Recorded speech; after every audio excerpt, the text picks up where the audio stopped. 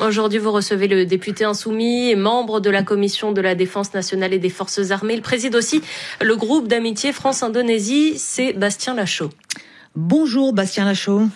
Bonjour. Bienvenue sur RFI. Alors que vient de s'achever le traditionnel défilé militaire du 14 juillet, des militaires français qui peuvent rebomber le torse, alors que le président Macron a annoncé hier 6,5 milliards d'euros de dépenses supplémentaires pour la défense, réarmement historique du pays face à la menace russe et au désengagement américain, a dit le président. Est-ce que, et malgré la contrainte budgétaire, cet effort est à vos yeux complètement justifié, Bastien Lachaud? Écoutez, c'est la démonstration des errements d'Emmanuel Macron. Emmanuel Macron a fait en urgence adopter une loi de programmation militaire plus tôt que prévu. Cette loi de programmation militaire a seulement 2 ans et il faudrait la revoir de la cave au plancher en augmentant, en doublant les augmentations qui étaient prévues.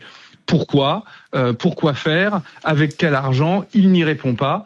Par contre, ce qui est certain, c'est que en faisant cela, il répond à l'exigence de Donald Trump d'avoir un objectif de 5% du PIB pour la défense des pays membres de l'Alliance Atlantique de l'OTAN. Mais il y a donc là, oui. Ouais, mais vous partagez pas les craintes du chef de l'État qui a été très alarmiste hier sur l'état du monde. Il a même parlé de menaces existentielles qui justifieraient donc ces nouvelles dépenses pour la défense. Vous ne les partagez pas. Ouais. La France ne risque rien pour la survie de son territoire. La France est dotée de l'arme nucléaire. Toute nation c'est le principe. Si on considère que la dissuasion ne suffit plus à préserver les intérêts vitaux de la nation, il y a un problème. Parce que le budget de la dissuasion, c'est plusieurs milliards d'euros tous les ans. Donc si on dit la dissuasion ne sert à rien, on arrête de la payer. Mais si, comme les insoumis, nous pensons que la dissuasion sert à quelque chose, on la finance. Mais par contre, cela veut dire que cela est suffisant pour répondre à un objectif, la survie de la nation. Après, évidemment, qu'il y a des menaces sur notre nation. Mais ce sont des menaces sur des nouvelles frontières, les fonds marins, le cyber, l'espace, on va dire de nouveaux espaces de conflictualité dans lesquels il convient en effet d'investir. Mais dans ces cas-là, on ne défend pas les fonds marins ou on ne défend pas des attaques cyber avec des canons, avec des chars Leclerc. Donc il y a là une impréparation globale du président sur les questions de défense, qui là veut donc faire plaisir à Donald Trump. Il veut bomber le torse, il adore faire ça, il adore s'entourer de généraux multi-étoilés, mais au final, cela ne sert pas les intérêts du pays. Et je vais même plus loin.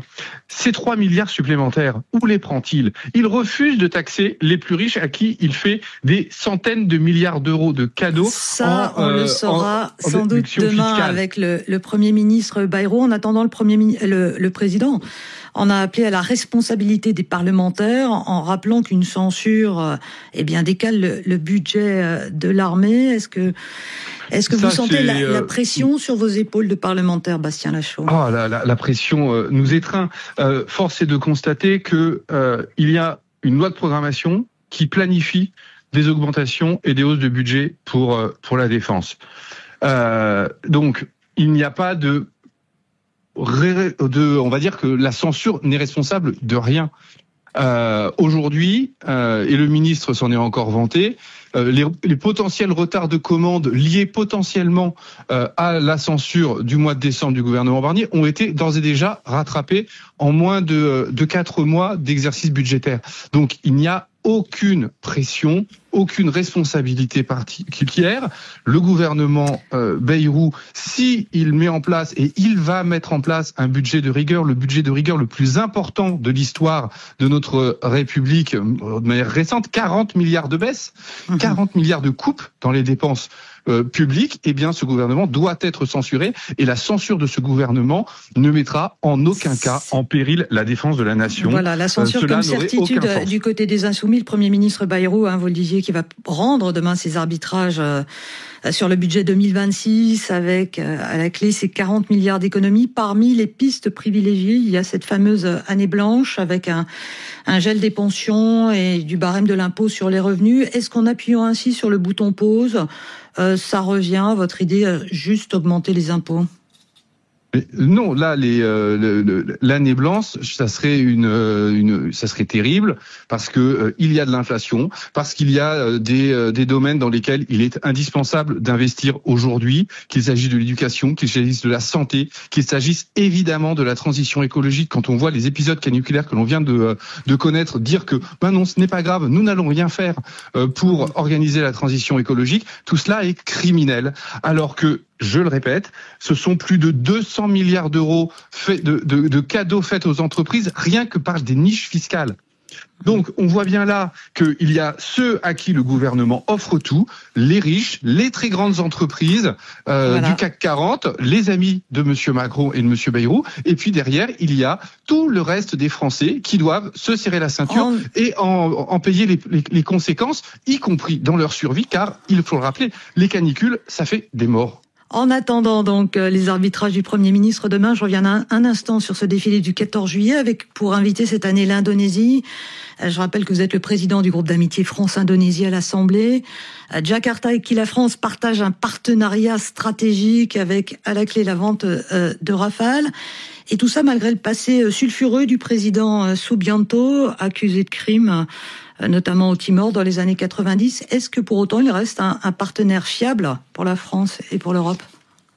Écoutez, lorsque l'on travaille avec un pays, on travaille avec un pays et pas en particulier l'un ou l'autre de ses dirigeants, sinon évidemment il faudrait arrêter de travailler avec les États-Unis par exemple. Sur l'Indonésie, là aussi on a le en même temps d'Emmanuel Macron. Emmanuel Macron nous explique que oui, nous sommes une nation non alignée et donc c'est normal et c'est une bonne chose de s'allier avec l'Indonésie qui est également et historiquement une nation non alignée et qui fait le choix de ne pas choisir entre la Chine et les États-Unis dans la zone Pacifique. Et dans le même temps, donc nous avons ce président qui dit cela et qui dans le même temps s'aligne constamment et totalement sur les États-Unis de Donald Trump, y compris sur le budget militaire, y compris sur le concept même de zone Indo-Pacifique, qui est un concept américain qui ne répond pas aux intérêts français, qui ont la France qui a des intérêts dans l'océan Indien, qui a des intérêts dans l'océan Pacifique, mais qui n'a aucun intérêt à organiser l'encerclement de la Chine et la montée des conflictualités avec la Chine. Et à rester également pragmatique. En tout cas, c'est de la réelle politique avec le président indonésien. Merci beaucoup, Bastien Lachaud. Merci à vous. Bonne journée à vous.